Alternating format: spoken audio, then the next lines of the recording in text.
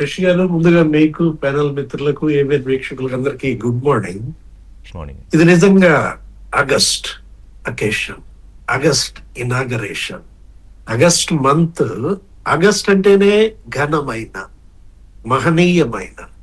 అంటే ఈ మంత్ లో ఈ విధమైనటువంటి ప్రారంభోత్సవం నిజంగా ఇవాళ ఆంధ్రప్రదేశ్ టేక్స్ వింగ్స్. ఏది మీరు ఉత్తరాంధ్ర టేక్ ఆఫ్ అన్నారు, అసలు ఆంధ్రప్రదేశ్ టేక్ ఆఫ్. మొన్న లోకేష్ బాబు ట్వీట్ పెట్టాడు, రాజ్నాథ్ సింగ్ అక్కడెక్కడో పుట్టపర్తిలో ఫైటర్ జెట్ అసెంబ్లింగ్ ఏమన్నారు, అసలు రాయలసీమ టేక్ ఆఫ్ అన్నారు, రాయలసీమ టేక్స్ వింగ్స్ అన్నాడు. అంటే ఇప్పుడు కదా కళలకు రెక్కలను ఏదో చూశారు ఈ రోజు పేపర్లు అన్నింటిలో కూడా, ఉత్తరాంధ్ర కళలకు రెక్కలు అంటూ ఒక యాడ్ మీరు చూసే ఉంటారు కదా రిషి గారు, మీరే చేస్తున్నారు మీ ఛానల్లో కూడా. ఎవరో పిల్లాడు ఒక పేపర్ ఫ్లైట్ ఇసురుతాడు, ఎందుకురా ఆ పేపర్ ఫ్లైట్ ఇసురుతున్నావంటే అక్కడ ఉన్న వలస వెళ్ళిపోయిన వాళ్ళందరినీ మళ్ళీ తీసుకో. వెరీ ఇంప్రెసివ్ యాడ్ అది యాక్చువల్లీ దీనికి సంబంధించి. 2 లక్షల మంది అండి ప్రతి సంవత్సరం వలస వెళ్తున్నటువంటి ప్రాంతం. ఇప్పుడు వాళ్ళందరూ ఇవాళ మళ్ళీ తిరిగి వస్తున్నటువంటి ఈ అకేషన్, ఆగస్ట్ అకేషన్ అంటుంది అదే. ఏది ఇవాళ గేమ్ చేంజర్, ఒక గ్రోత్ ఇంజన్ రిషి గారు. ఏది ఆంధ్రప్రదేశ్ కి ఇదే గ్రోత్ ఇంజన్ కాబోతారు. ఏ విధంగా అయితే శంషాబాద్ ఇంటర్నేషనల్ ఎయిర్పోర్ట్ ఇప్పుడే రాజేష్ చెప్పారు, ఏంటి తెలంగాణ రూపురేఖలను మార్పింది. తెలంగాణ సంపన్న రాష్ట్రం, ఇవాళ 1,40,000 కోట్లండి ఆదాయం తెలంగాణ రాష్ట్రం వస్తుంటే, 1,00,000 కోట్లు హైదరాబాద్ నుంచి, 68 to 69% హైదరాబాద్ నుంచే. దాంట్లో కూడా 25% outer ring road Shamshabad airport నుంచే. అంటే రేపటి ఆంధ్రప్రదేశ్ జిఎస్డిపి 15% ఈ భోగాపురం నుంచే వస్తుంది. 15,000 కోట్లండి. జగన్మోహన్ రెడ్డి ఏం చేశాడు, 60,000 కోట్ల నష్టం చేశాడు.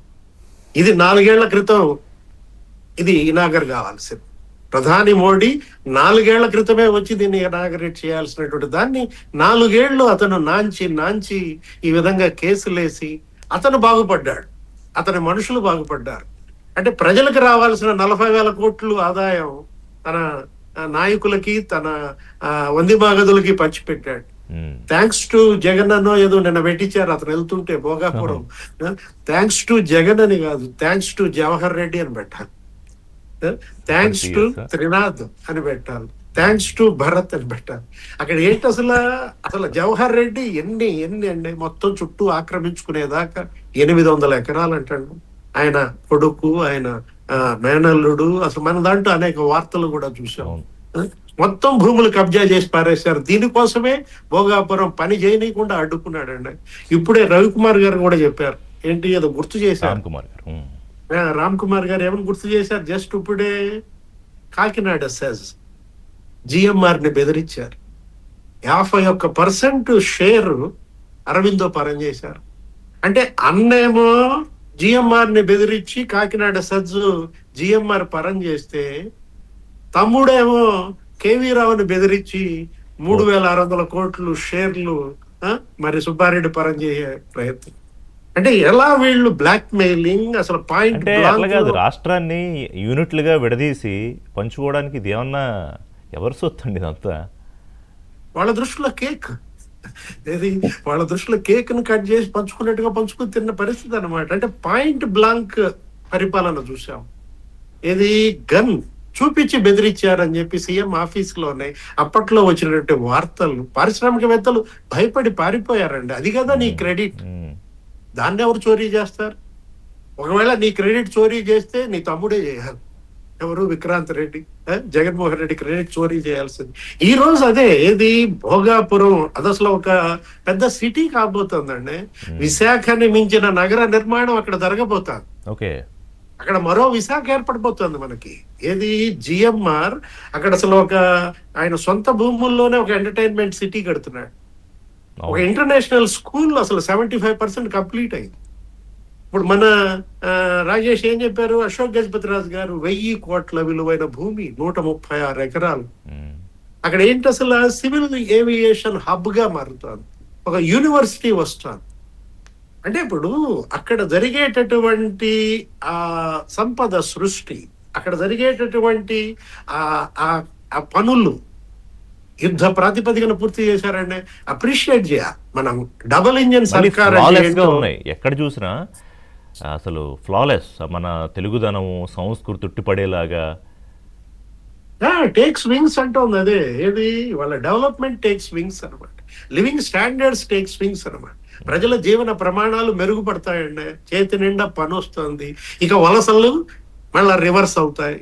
ఇంతకన్నా ఉత్తరాంధ్రకి కావాల్సింది ఏంటంటే శ్రీకాకుళం, విజయనగరం, ఇవాళ విశాఖపట్నం వీటిని మించి ఎదుగుతాయి. ఏది విశాఖను మించిన నగరాలుగా మారతాయి. ఓకే. తలసరి ఆదాయం ఇప్పటిదాకా నిన్నో మొన్న మనం చూసాం. లింగాల మండలం అవును. 7 లక్షల ఏమో ఉంది తలసరి ఆదాయం, విశాఖను మించిపోతుందని. ఇవాళ విశాఖ తలసరి ఆదాయం 6-7 లక్షలు ఉన్న దీంట్లో శ్రీకాకుళం, విజయనగరం ప్రజల తలసరి ఆదాయాలు పెరుగుతాయండి. సర్వీస్ ట్యాక్స్ విపరీతంగా పెరుగుతుంది. అవును. నిన్న ఎక్కడో ఇంటర్వ్యూ చూశాను, అశోక్ గజపతి రాజు గారి ఇంటర్వ్యూ. అవును. మీ డిబేట్ దాంట్లోనే వచ్చింది. ఏమని అశోక్ గజపతి రాజు గారు చెబుతూ ఏమన్నారు, సర్వీస్ ట్యాక్స్ రేపు పొద్దున పడే service tax Jaganmohan Reddy credit అన్నాడు. ఇప్పుడు ఈ 4 ఏళ్ల జాప్యానికి పడబోయే సర్వీస్ ట్యాక్స్ అది కదా జగన్మోహన్ రెడ్డి క్రెడిట్ అంటూ ఆయన అన్యాపదేశంగా చెప్పినటువంటి మాటలు.